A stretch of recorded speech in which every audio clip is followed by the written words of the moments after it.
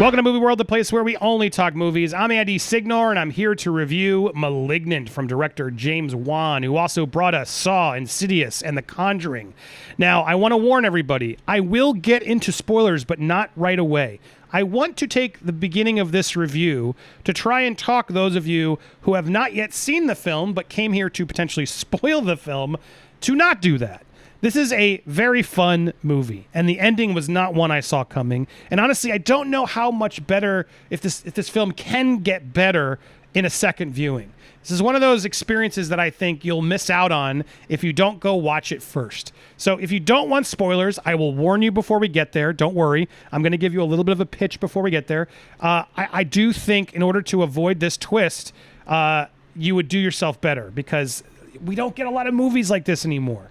And I do hope we can support more original movies like this. And if you can throw your support to James Wan by buying a movie ticket or downloading it on HBO Max, I really do think we'll get more cool, crazy, bonkers movies like this. We need more original stories. And Malignant, as silly as it is at times, I had so much fun with, especially by the end. Now, I see some critics and people out there who do not like the twist. It's not going to be for everybody. But if you like bonkers horror, if that's your thing, don't miss out on this one. Just go tune out when I tell you to.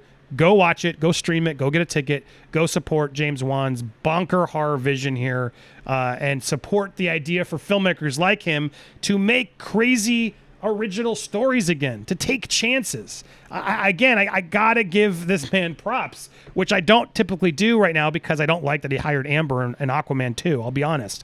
But when he does his horror stuff and she's not in him, I'm gonna still support the man. I can't completely blacklist him just because I don't know if it's really his doing with Aquaman. I know I'm not buying a ticket to Aquaman.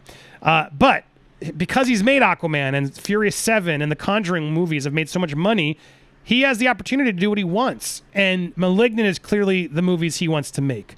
Crazy, out there, horror, movies, tributes to a genre that I feel like we don't get to see, these absurd, crazy Sam Raimi, Peter Jackson, Guillermo del Toro sort of visions as much anymore. And so I applaud James Wan for having the guts to really go there with this. I applaud him for it. And I highly encourage, and I hope you will, go give him a shot before I go and spoil it, which I'm going to do because I said I would. But please, let's go support original, and especially original horror stories, and go see Malignant, now in theaters and also on HBO Max. Now, this film's been out for a few days, so I know a lot of you may have already seen it. That's why I'm going to do a spoiler video. It's not like I'm ruining it before you had a shot.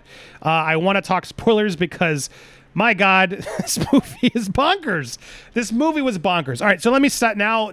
So I've warned you, before you guys go, please make sure at least you subscribed. Hit the subscribe button. Hit the bell for all alerts here to Movie World.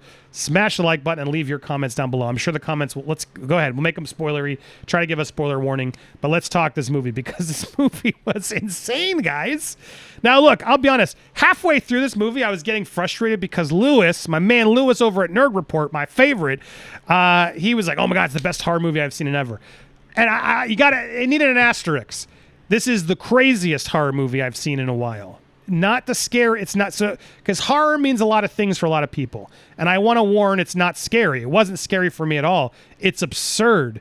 I was frustrated with the characters. I was yelling at the theater. I was like, what are you doing going in this dark abandoned asylum by yourself to look for a box? Are you crazy? Why are you going back into the Seattle underground when you're hearing all those, it's all those horror tropes that movies like this do. But it only made it that much funner and crazier throughout the movie. And then by the time we get to that ending, it was like, I was trying because people sort of were telling me, oh, it's crazy, the ending, there's a twist, and I kept sitting there thinking, oh, well, clearly there's twins, there's some sort of twins here, and that's as far as I'd gotten to where it was. But for those of you who don't know what this movie's about, and now I'm spoiling it for you, I don't know why, you just go watch the movie. Go watch the movie. God damn. But here we go. So what is it? Well, Annabelle Wallis is the actress here. Fantastic performance. I mean, bravo, especially by the end. This such a weird role, and she just owns it. She plays Madison, and so she's paralyzed by these visions she's having, by this dark figure, which you can sort of see looming right here in the background, trying to actually killing people. And so we're not sure what's happening. She's seeing these visions of these murders that turn out to be true, of these doctors from the opening of the film. The film opens with a doctor sort of explaining that the child, these children or whatever, I don't remember exactly how the beginning opens, but this doctor sort of warning that there's nothing they can do about this child. It's time we cut out the cancer. And then it cuts. And then we meet Madison, etc. The film progresses. She has these dark visions where she gets paralyzed and then watches the character murder people. Halfway through the film, we realize that someone's chasing the murderer. And we realize, well, this isn't a ghost because they're running around. They're getting shot at. They're not just disappearing. There's clearly someone actually, a physical being there doing these killings, which makes it more interesting. And that's when I was like, okay, so this isn't some spirit. It's not actually a demon with special powers. However, this character can jump and go crazy, or somehow has super abilities, which they never explain, especially given it makes no sense. You gotta just take that one out and ignore it. But you're trying to figure out, well, who is this person? Madison doesn't know. Everyone doesn't know. The cops are confused. One cop who chases this vision sort of believes her, but then we learn that at Madison's house there's a prisoner at the top of her attic, falls down. What's going on? Suddenly now Madison's prime suspect. As Madison's in the jail, her sister goes to this abandoned asylum to crack the code, finds some videotapes, and the doctors finally explain that this is the same person. Now we expect, that was one thing I expected too. She must be going into a different mode and just takes over her body, whatever. But no.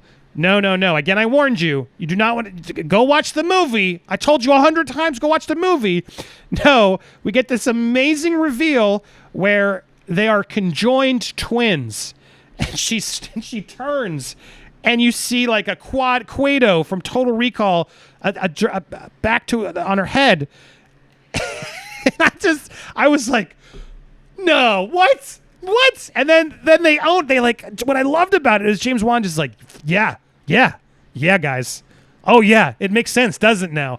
And it kind of did. You're like, why was she bloody the whole time? Oh, okay. So her, that's why I had fun with this. Hold on, what did they call it? I took some notes down. So the ending, it reveals the plot twist that this Gabriel character that is the killer of the movie is her parasitic twin. And so it's not the same as a conjoined twin. Gabriel is underdeveloped and depends on Madison's body to live. So they show Gabriel in this like flesh skeleton protruding from her back, a malignant tumor, you might call it. And so the scientists theorize that Gabriel and only they share the brain, but that he makes her see what he wants her to see. And Gabriel has been living inside of her this entire time, dormant. And apparently, and using her miscarriages as ways to like fuel himself and get stronger and stronger. But then that we realize at the beginning of the film when her husband or her mean husband throws her against the wall and her head hits the wall, it wakens Gabriel back up. And that's when he's able to sort of take over her brain and make her think she's living normally when he's really hijacking the body and doing all these gruesome murders. And then she's in this state of dream state when it happens. And so we realize, no, the killer is Madison, but it's Madison's parasitic twin that's attached to the back of her. And so that reveal happens also while she's in that jail cell with the female prisoners. The most stereotypical female prison scene I've seen in a long time. And she just decides, Gabriel decides, I'm just going to wreck these people in this prison, which was such a great scene. Oh my God, it was so fun. I loved it. James Wan, again, bravo. When you get to finally see the transition and then you see Madison's face on the back, like zoned out, like just taking over. And then Gabriel, the skull protruding, and Gabriel's is literally just like, it's so gross and awesome, and I loved it. It was so stupid in a way, but also so brilliant in its commitment that I really enjoyed it. So then we reveal Gabriel. It makes no sense. It makes no sense that he's able to like jump up crazy and walk backwards and break her bones and whatever to like walk, but that backward walk and the jumps and then he's so good at stabbing and killing. He never gets shot. It makes no sense, but it sort of doesn't matter. That's any horror movie if you really think about it, especially these slasher movies, especially the ones in the 80s. But it was amazing to watch that all go down. And then I won't spoil the ending of the movie. I told you I'd spoil the twist, but there is more that happens. I encourage you to still go check it out.